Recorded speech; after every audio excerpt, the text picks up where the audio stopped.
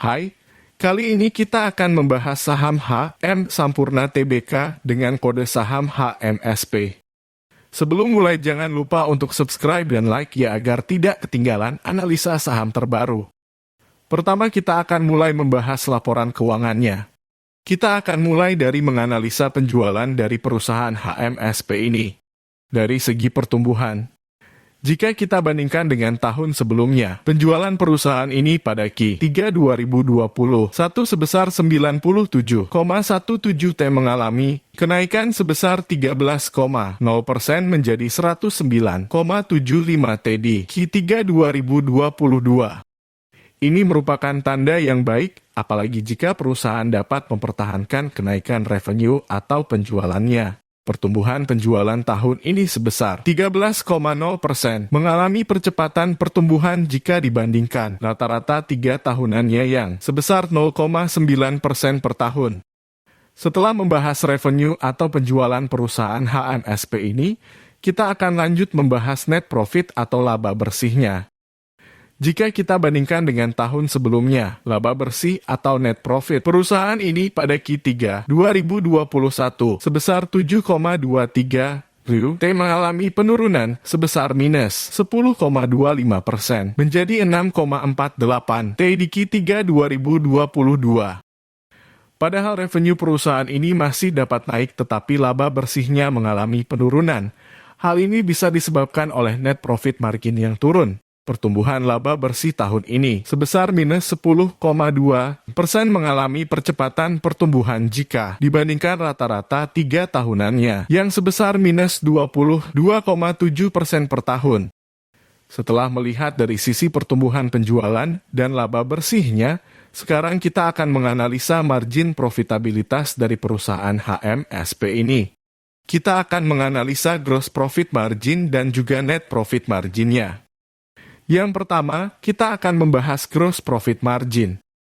GPM perusahaan ini mengalami penurunan. Jika kita bandingkan dengan tahun sebelumnya 17,8% turun menjadi 15,2%. Penurunan GPM menandakan perusahaan tidak dapat mempertahankan biaya pokok penjualan atau COGS-nya. Sekarang kita lanjut ke rasio profitabilitas selanjutnya, yaitu net profit margin atau NPM. NPM perusahaan ini mengalami penurunan. Pada tahun lalu sebesar 7,4% turun menjadi 5,9%. Penurunan NPM bukanlah hal yang baik. Namun, jika kamu yakin penurunan NPM hanya sementara, maka tidak masalah.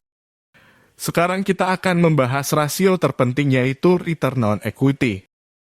Return on equity tahun ini mengalami penurunan. Tahun lalu sebesar 26,6%, dan pada tahun ini turun menjadi 24,5%. Return on equity dari perusahaan HMSP ini sebesar 24,5% dan memiliki hutang yang rendah. Jadi perusahaan ini return on equity-nya menurut saya di atas standar. Sekarang kita akan beralih menganalisa kesehatan perusahaan yang banyak mengambil data dari neraca keuangan atau balance sheet. Dengan mengetahui kesehatan perusahaan, kita akan menjadi lebih tenang nyaman karena kita tahu bahwa perusahaan ini sehat dan jauh dari masalah atau kebangkrutan. Aset lancar, atau aset yang dapat dicairkan dalam waktu kurang dari 1 tahun, dapat melunasi seluruh liabilitas yang dimiliki oleh perusahaan. Maka perusahaan ini bisa dikatakan sangat aman.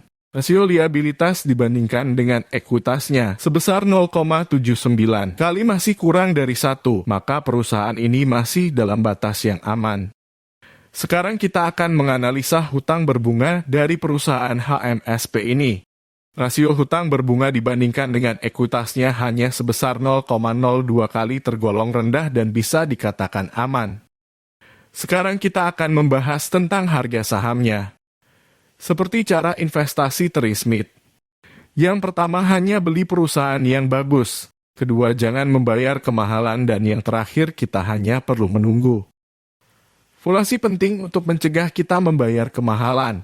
Menurut saya harga wajar perusahaan ini adalah 1.217 dan saat ini harganya ada di 1.005 sehingga memiliki margin of safety sebesar 17%. Saat ini margin of safety tidak terlalu besar. Saya akan mencari minimal 30%. Video ini bukan rekomendasi untuk membeli dan menjual sahamnya, dan data yang disampaikan bisa saja salah. Jadi jangan malas untuk dicek kembali dan jangan lupa untuk subscribe dan like ya.